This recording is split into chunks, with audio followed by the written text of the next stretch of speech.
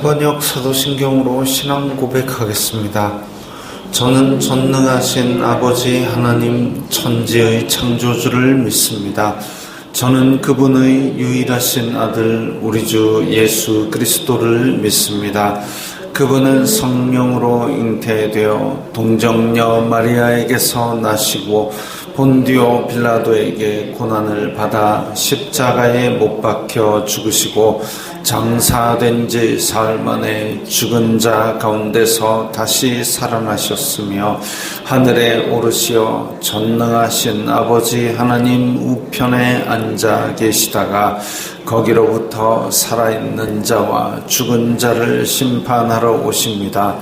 저는 성령을 믿으며 거룩한 공교회와 성도의 교제와 죄를 용서받는 것과 몸의 부활과 영생을 믿습니다. 아멘. 거룩하신 하나님 아버지 감사합니다. 간밤에도 편히 쉬게 해주시고 새벽에 기도하는 자리에 불러주시니 감사합니다. 이 시간 저희들 마음 중심으로 주님을 경외하게 하여 주시옵소서. 예수님 이름으로 기도드리옵나이다. 아멘. 찬송가 210장입니다.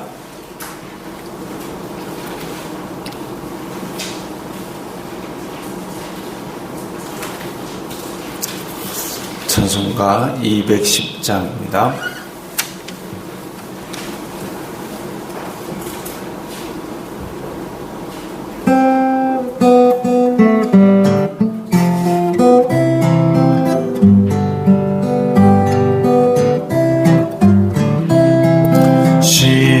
시온성과 같은 교회 그의 영광 한없다. 허락하신 말씀대로 주가 친히 세웠다. 반석 위에 세운 교회 흔들 자가 누구냐. 모든 원수 해워싸도 아무 근심 없도다. 생명샘이 솟아나와 모든 성도 마시니 언제든지 흘러넘쳐 부족함이 없도다.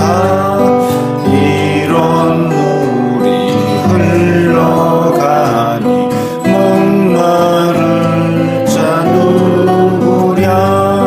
주의 은혜 풍족하여 넘치고도 넘친다.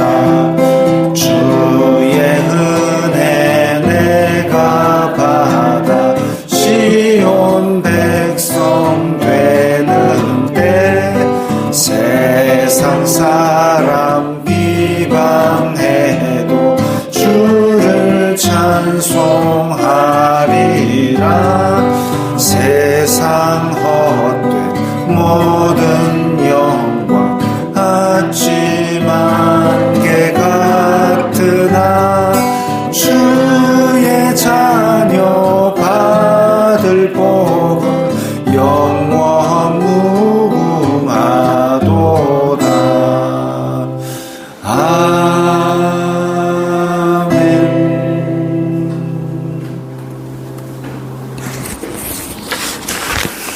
오늘 말씀은 마가복음입니다. 마가복음 11장 12절부터 19절까지의 말씀입니다. 마가복음 11장 12절부터입니다.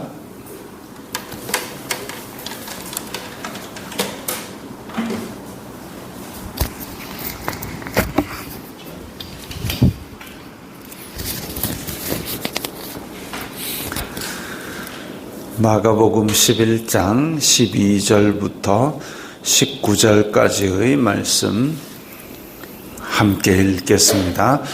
이튿날 그들이 베다니에서 나왔을 때에 예수님께서 시장하신지라 멀리서 잎사귀 있는 한 무화과 나무를 보시고 혹 그 나무에 무엇이 있을까 하여 가셨더니 가서 보신즉 잎사귀 외에 아무것도 없더라. 이는 무화과의 때가 아님이라. 예수님께서 나무에게 말씀하여 이르시되 이제부터 영원토록 사람이 내게서 열매를 따먹지 못하리라 하시니 제자들이 이를 듣더라. 그들이 예루살렘에 들어가니라. 예수님께서 성전에 들어가서 성전 안에서 매매하는 자들을 내쫓으시며 돈 바꾸는 자들의 상과 비둘기 파는 자들의 의자를 둘러 엎으시며 아무나 물건을 가지고 성전 안으로 지나다님을 허락하지 아니하시고 이에 가르쳐 이르시되 기록된 바 내 집은 만민이 기도하는 집이라 칭함을 받으리라고 하지 아니하였느냐. 너희는 강도의 소굴을 만들었도다 하시매 대제사장들과 서기관들이 듣고 예수님을 어떻게 죽일까 하고 꾀하니 이는 무리가 다 그의 교훈을 놀랍게 여김으로 그를 두려워함일라라. 그리고 날이 저물매 그들이 성 밖으로 나가더라. 아멘. 우리가 지난달에 마가복음을 쭉 한번 했습니다. 그때도 나왔던 구절입니다. 근데 오늘 특별히 고난주간이기 때문에 고난주간의 행적, 예수님의 행적을 보면서 또 다른 묵상을 해보고자 합니다. 이튿날 베다니에서 나왔을 때에 이제 예수님께서 예루살렘에 입성하신 후에 낮에는 성전에 계셨지만 또 해가 저물면 다시 성 밖으로 나가셔서 베다니로 넘어가셨습니다. 베다니는 성전 밖으로 한 2km쯤 떨어졌습니다. 거리는 2km지만 이제 언덕배기 산을 넘어서 올리브 감람산을 넘어서 그 다음에 베다니, 아마 베다니 나사로의 집이 아닌가 그렇게 추정을 합니다. 그렇게 베다니에 계시다가 아침에 또 이른 아침에 벳바게를 넘어서 성전으로 들어가시는 거죠. 근데 그때 당시의 성전이나 이스라엘 상황을 이 감람나무에 비유를 많이 하였습니다. 그래서 구약에 있는 선지자들도 감람나무, 올리브나무를 이스라엘을 상징하는 것으로 많이 이야기를 했는데 무화과의 때가 아닌데 무화과 열릴 때가 아닌데 예수님께서 무화과의 나무를 이 때가 아닌데 왜 예수님 찾느냐 그게 중요한 게 아니라 무화과 나무의 잎사귀는 무성한데 열매가 없다 이게 중요한 거죠. 성전과 이 이스라엘 자손들이 잎사귀는 무성한데 하나님을 믿는다 하는 말은 무성하고 뭔가 이렇게 허우대 거칠에 이런 것들은 많지만 열매, 실속, 이 제대로 된 어떤 내실 이게 하나도 없는 겁니다. 하나도 없는 그것을 보시고 너 이제 열매를 따먹지 못하리라. 하나님의 뜻을 이루어야 하는 제사장 나라 이스라엘이 이런 것에 대해서 너무 지금 관심도 없고 못하고 근데 하나님 믿는다는 꽹과리는 엄청 쳐대고 있으니까 그런 이제 더 이상 그것을 기대하지도 않고 결국은 나중에 성전이 완전히 무너져 버리는 이 망조까지 드는 것을 예수님께서 지금 상징적으로 말씀하신 겁니다. 안타까운 일이죠. 그러면 그 안타까운 일이 된 현장을 이제 오늘 말씀에서 나오고 있는데 성전에 들어가서 성전 안에서 매매하는 자들, 돈 바꾸는 자들, 자, 지금 이게 예루살렘 성전입니다. 성전 안에서 작은 성소와 지성소가 있는 이 건물. 그런데 여기는 이제 이방인들의 뜰입니다. 이방인의 뜰, 그리고 성전 건물 안으로 들어가면 요 작은 단계는 여인의 뜰, 그 안이 유대인의 뜰. 그러면 그 안에는 이방인의 뜰까지만 이방인들이 들어와야 되는데, 대략 이 동네 안쪽에서 지금 원래는 제물 준비는 여기에 이제 베데스다 연못이 있는데, 제물은 여기서 씻어가지고 깨끗하게 해가지고 들어오는 게 맞는데, 근데 여기서 제물을 파는 거죠. 돈도 성전 세겔로 바꿔서 돈도 환전을 하고, 근데 성전 세겔은 20%를 더 합니다. 그러니까 20%를 더 5분의 1을 더 가져와야 성전 세겔로 바꾼, 120원을 가져와야 100원으로 바꿔준다 이거죠. 거기서 이제 돈을 남겨먹고, 그 다음에 재물 흠 없는 걸 갖고 왔는데도 흠 있다 해가지고 거기서 돈 주고 사라 그러고, 그 돈 바꾸려면 또 성전 세겔로 바꿔서, 그러니까 이중 삼중으로 지금 이방인의 뜰은 이방인들이 예배에 동참할 수 있는 뜰인데, 거기서 지금 돈 장난을 하고 지금 사기를 치고 있으니까 이게 지금 제정신이 아닌 거죠. 게다가 아무나 물건을 가지고 성전 안으로 지나다님을 허락하지 아니하시고, 원래 성전은 예배하라고 많은 사람들이 오도록 문들이 이렇게 사방으로 있습니다마는, 지금 상인들이 성전 문 안으로 들어와서 그 다음에 쭉 통과해서 벳바게로 건너가거나 성문으로 나가거나 통로입니다. 하다못해 요즘 우리 아파트 같은 거 지나다녀도 외부 차량 출입금지, 차량 지나가는 찻길이 아니다, 여기는 우리 집이다 해가지고 막아놓고 이런데, 성전인데 거기를 상인들이 그냥 물건 들고 지나가는 통로로 쓰고 있는 거죠. 이게 어디서부터 된 거냐? 편의로부터 시작된 겁니다. 편의. 그래서 이방인의, 원래는 성전 밖에서 돈도 바꿔야 되고 성전 밖에서 재물도 준비가 끝나야 되는데, 사람들이 밖에 혼잡하니까 그러면 아이고 성전 안에서 하자, 편의를 봐주다 보니까 변질이 된 겁니다. 편의를 봐주다 보니까 본질이 변질이 된 겁니다.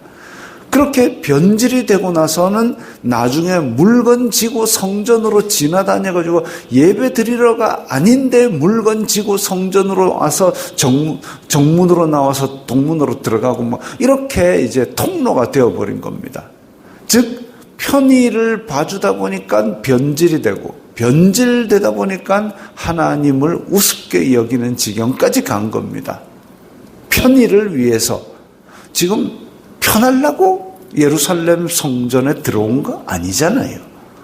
편하려고 저 멀리서부터 성전까지 그렇게 먼 길을 온 거 아니잖아요. 근데 편하려고 이 성전 안으로 지금 돈 바꾸는 자리와 또 이런 것들이 들어오면서 결국은 어떤 일이 됐느냐? 제사장들이 하나님 앞에 대해서 이건 선을 넘는다, 선 넘지 말라고 해야 될 제사장들이 오히려 그걸로 이익을 취하면서 하나님을 우습게 여기고 있는 겁니다. 그러면서 성전은 어떻게 되었느냐? 지금 사람들은 많이 모입니다. 사람들은 많이 모이고 재물은 여전히 잡히고 있고, 그렇게 해서 잎사귀는 무성한데 그 안에서 있어야 할 하나님과의 교제가 없습니다. 그 안에서 있어야 할 죄 용서받는 회복이 없습니다. 하나님과의 교제가 있고 또 사람 공동체에서 사람 간의 교제가 있고, 이런 신앙 공동체, 예배 공동체가 없습니다. 그러니까 이 잎사귀만 무성한, 실속도 없고 열매도 없고 하나님 믿는다는 그런 행사만 잔뜩 있는 이런 것이 없는 성전, 하나님과의 교제가 없고 사람 간의 공동체가 없는 그런 성전은 그야말로 지금 잎사귀만 무성한 열매가 없는 무화과 나무와 비슷한 것이죠.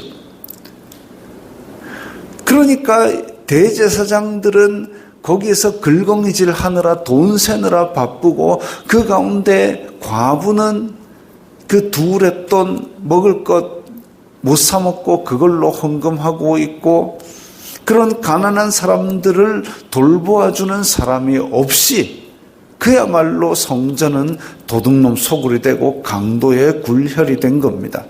하나님과의 교제, 하나님의 사랑, 이런 것들이 없고, 죄 용서받는 위로가 없고, 죄로부터 회복되는 그런 기능도 없고, 이런 성전의 기본적인 기능, 기초가 상실된 이런 성전 안에서 그 수많은 제사와 죄를 쏟아내는 헌금, 이 잎사귀가 뭔 소용이 있겠습니까?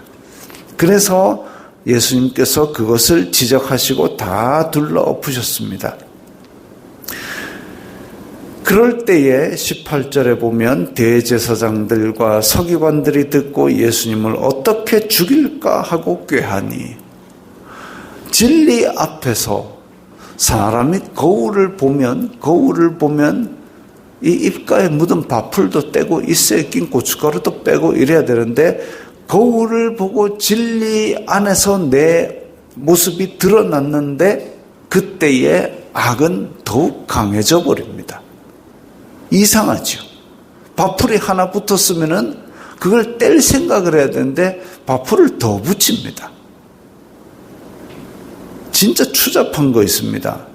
그 중학교, 고등학교 교실에 거울이 붙어 있는데 거기 거울이 수시로 더러워져요. 왜 그런가 했더니 얘들이 여드름을 짜가지고 거울에다 갖다 붙입니다. 더럽잖아요. 그겁니다. 대제사장들과 서기관들이 거울을 통해서 자기의 더러운 모습을 보면 그것을 깨끗하게 할 생각을 안 하고 여드름을 짜가지고 거울에 갖다 붙이는 거죠. 예수님을 죽일 생각을 하는 겁니다. 여드름보다 더 더러운 생각들이죠. 악은 드러냈을 때에 회개를 할 생각을 안 하고 이 사악한 마음이 더 강해지고, 내 자존심에 이거 내가 그래도 제사장인데 이 둘러 엎은 거 이거 그동안 내가 잘못했구나. 성전 안에 어떻게 장사치가 들어오도록 할 수 있었단 말이지. 회개해야 되겠구나 라고 생각을 해야 되는 게 이게 이치고 상식인데, 근데 저걸 지적한 예수라는 사람 어디서 누구한테 권력을 받은 거야? 저거 죽여버려야 되겠다. 이 생각을 하고 있습니다. 잘못인 게 보여도 왜 그러느냐? 욕심을 포기 못하는 거죠. 내가 백성들에게 지금 인사받는 게 얼만데, 근데 내 이익을 지금 가져가 내 권위에 도전을 해 죽여야 되겠다. 이 생각을 하는 겁니다. 악은 더 악해집니다. 악은 자기의 탐욕이라는 이 설탕 발린 걸로 사람을 사로잡아 가지고 포기를 못하게 만드는 거죠. 더 큰 죄를 짓도록 만드는 겁니다. 더 큰 죄를 짓고 나면 발을 뺄 수가 없게 되는 거죠. 어쩌면 처음에는 제사장과 서기관들이 이 돈 바꾸는 자와 물건 파는 자들에 대해서 그렇게 그래도 들어오면 안 되지 까지 됐을지 모릅니다. 아주 작은 것에서 그렇게 건드려가지고 그것이 한 발, 맛을 보니까 달콤하거든요. 그걸 뺄 수 없어가지고 또 그 다음 한 발, 결국은 이 강도의 소굴이 될 때까지 자기 발로 한 발 빼지 못해 걸어 들어왔을 확률이 큽니다. 예전에 어린이들 푸는 퀴즈 중에 그런 게 있어요. 어떻게 큰 밧줄이 있는데 그 밧줄을 건너편까지 어떻게 보낼래? 정답은 그거죠. 자기가 가진 실로 빨랫줄 같은 거를 묶어가지고 보내고, 그럼 그 빨랫줄 같은 걸로 큰 굵은 밧줄에 연결해서 당기고, 그래서 결국은 밧줄을 당긴다는 겁니다. 죄가 그렇게 들어옵니다. 처음에는 가느다란 실처럼 들어옵니다. 가느다란 실처럼 들어오지만 그 가느다란 실이 빨랫줄을 연결하고 그 빨랫줄 끝에는 동아줄이 달렸습니다. 그러면 결국은 그 동아줄이 들어와도 생각을 못하고 거부를 못하는 거죠. 오염된 환경에 있으면 자기가 조그만 상처가 있어도 그것을 소독하고 낫게 할 수 있는데, 근데 이 찔린 상처, 가벼운 상처이지만 아주 더러운 환경에 있으면 이 상처로 균이 들어가고 곪고, 그러다 보면 이 상처를 결국은 잘라내야 될 정도로 크게 손상이 가는 거죠. 그겁니다. 죄는 그겁니다. 근데 죄가 어떤 식으로 들어오느냐? 우리에게 달콤한 걸 줍니다. 권력을 줍니다. 돈을 줍니다. 이런 식으로 우리에게 달콤해 보이지만 결국은 그게 한 칸 한 칸 들어가서 도둑놈 소굴로 만들고 강도의 소굴로 만들고, 예수님이 뒤집어 엎었는데도 회개는 안 하고 예수님 죽여야지 그 생각을 하는 거죠. 그게 바로 이파리만 잔뜩 무성하고 실속이 없는, 열매가 없는 무화과 나무 같은 모습입니다. 그런 성전이 어떻게 되느냐? 돌 하나도 돌 위에 남지 않고 싸그리 쓰러져 가버리는 것이죠. 그 안에서 과부는 오늘도 2렙돈을 바치면서 눈물을 흘릴 겁니다. 그 성전 안에서 오늘도 세리는 저 뒤에서 가슴을 치면서 주여 불쌍히 여기소서 나는 죄인입니다 할 겁니다. 근데 똑같은 성전 안에서 바리새인은 저 앞에 나가서 2손을 들고 하나님 저는 저 세리와 같지 아니함을 감사합니다. 저는 일주일에 2번 금식하고 어쩌고 저쩌고, 일주일에 2번 금식하고 저 세리와 같지 아니함을 감사하면 뭐 할 겁니까? 저 앞에 나가서 2손 들고 기도하면 뭐 할 겁니까? 아무것도 없는데, 열매가 없는데. 하나님께서 원하시는 것이 없는 열매, 그것이 중요한 게 아니고 이 과부처럼 하늘에 내 보물을 쌓고, 그리고 이 세리처럼 하나님 앞에 내 죄가 얼마나 큰지를 가슴을 치며 애통할 수 있는 그 마음, 애통하는 자는 복이 있나니 예수님께서 그들이 복이 있다고 의에 줄이고 목마른 자 복이 있고, 그리고 천국이 그들의 것이라고 말씀합니다. 적어도 가슴을 치며 애통하는 그 마음 가운데는 하나님 나라가 들어있습니다. 나는 영광된 거룩한 하나님의 백성이라는 자존심이 있고, 하나님 나라의 백성이라는 그 기쁨 속에서 살기 위해서, 그 거룩함을 위해서 나는 가슴을 치며 이 땅에서 지은 죄를, 육신의 유혹들을 회개하는 것이죠. 그렇게 영광된 하나님 나라의 백성으로 사는 것, 그것이 이 땅에서 우리가 때로는 고달플 수 있지만, 때로는 내가 원하는 걸 다 할 수 없을 수도 있지만, 그 가운데서 하나님께서 기뻐하시면서 거기서 하나님과의 교제가 회복되고, 또 내 삶에서 하나님의 거룩함이 회복되고, 나에게 죄 용서받는 기쁨이 회복되고, 세상으로 다시 나갈 수 있는 힘이 회복될 것입니다. 그런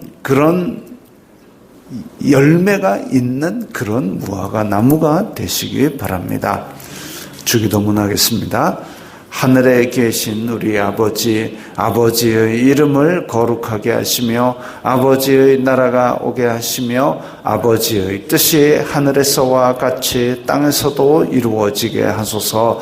오늘 우리에게 일용할 양식을 주시고 우리가 우리에게 잘못한 사람을 용서하여 준 것 같이 우리 죄를 용서하여 주시고 우리를 시험에 빠지지 않게 하시고 악에서 구하소서. 나라와 권능과 영광이 영원히 아버지의 것입니다. 아멘.